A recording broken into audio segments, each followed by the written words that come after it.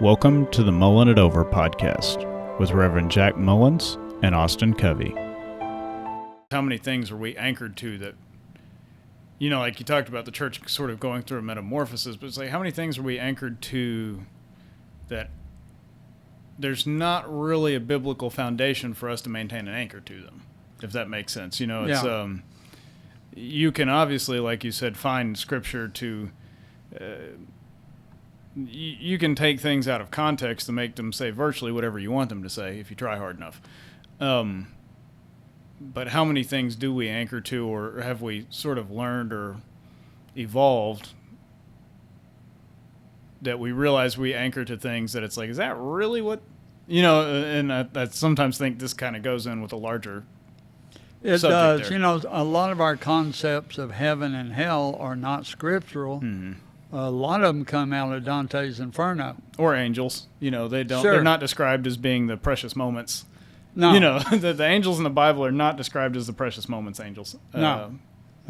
And you're exactly right. There's a lot of misinformation Right. regarding what Scripture says. And churches will sanctify all kinds of things, in some places, a communion table. You can tear down the sanctuary, but don't move the communion table. Right. It becomes sacred and holy in and of itself, which, in one way of looking at it, is almost blasphemy, because you have made holy that which should not be.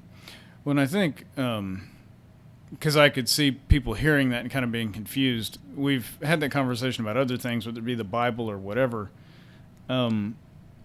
Christianity more so, or the Abrahamic religions more so than other ones, we consider it blasphemy to imbue a physical thing with deity properties. Yeah. I guess would be the way to word that. So it's not necessarily, my interpretation, or correct me if I'm wrong, is it's not saying that the communion table is not a holy experience, but it's the experience that makes it holy, not the table itself. Is that Exactly. kind of, Exactly. sort of with the Bible, maybe the messaging that is conveyed in the Bible is holy, whether it's a book or a tablet or an audio book or whatever, the messaging is the holy part, not the method by which the message is delivered. Because I think what we can do is set some of these things up in an idolatrous Right. role.